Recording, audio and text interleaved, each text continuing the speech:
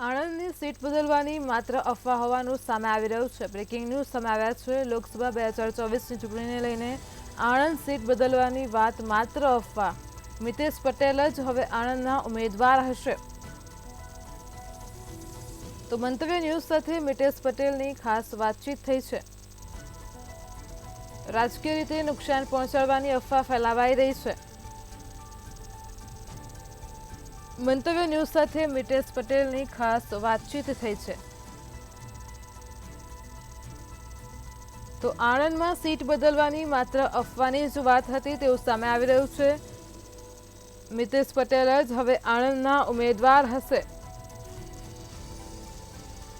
તો મંતવ્ય ન્યૂઝ સાથે મિતેશ પટેલની ખાસ વાતચીત પણ છે।